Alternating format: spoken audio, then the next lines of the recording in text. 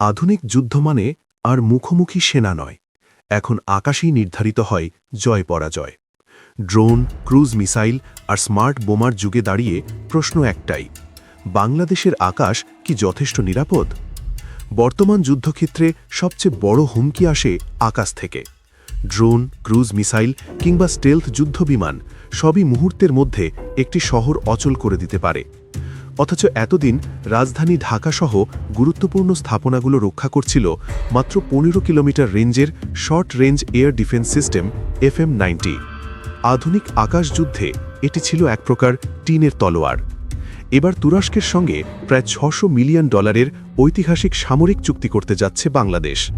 এই চুক্তির আওতায় বাংলাদেশের আকাশ প্রতিরক্ষায় যুক্ত হতে যাচ্ছে তুরস্কের অত্যাধুনিক medium range air defence system HISAR-O বা হিসার-O, একটি স্মার্ট কিলিং মেশিন যা আকাশে ঢুকলেই শত্রুকে শনাক্ত করে ধ্বংস করতে সক্ষম। এই সিস্টেমে রয়েছে 360 ডিগ্রি কভারেজের শক্তিশালী রাডার।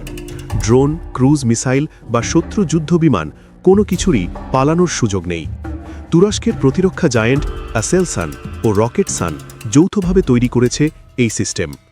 এতে ব্যবহার করা হয়েছে রাডার হোমিং ও ইমেজ ইনফ্রারেড গাইডেন্স প্রযুক্তি, যা যে কোনো আবহাওয়ায় প্রায় 25 কিলোমিটার দূর পর্যন্ত নিখুঁত প্রতিরক্ষা নিশ্চিত করতে পারে।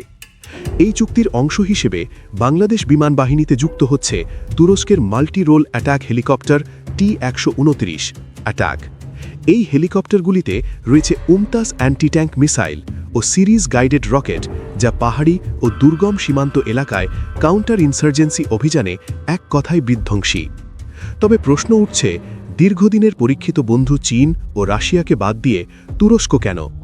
তুরস্কের এই অস্ত্র ব্যবস্থাগুলো স্যাংশন ফ্রি, অর্থাৎ পশ্চিমা নিষেধাজ্ঞা বা রাজনৈতিক শর্তের ফাঁদে পড়ার ঝুঁকি নেই। শুধু অস্ত্র নয়, আঙ্কারা দিচ্ছে প্রযুক্তি স্থানান্তরের নিশ্চয়তাও। ফলে ভবিষ্যতে এই উন্নত সমরাস্ত্রগুলোর রক্ষণাবেক্ষণ ও উন্নয়ন বাংলাদেশেই সম্ভব হবে। সীমান্তে আকাশ লঙ্ঘন, ড্রোন অনুপ্রবেশ বা যে কোনো সামরিক হুমকির জবাব দিতে ঢাকা এখন আগের চেয়ে অনেক বেশি দৃঢ় ও প্রস্তুত।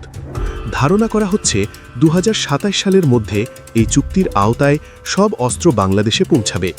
ঠিক একই সময়ে বিমান বাহিনীর বহরে যুক্ত হওয়ার কথা রয়েছে পশ্চিমা যুদ্ধবিমান ইউরোফাইটার টাইফুন। ফোর্সেস গোল 2030 বাস্তবায়নে সরকার যেভাবে কৌশলগত প্রস্তুতি নিচ্ছে, তাতে প্রতিবেশী শক্তিগুলোর উদ্বেগ বাড়তে আর খুব বেশি সময় লাগবে না।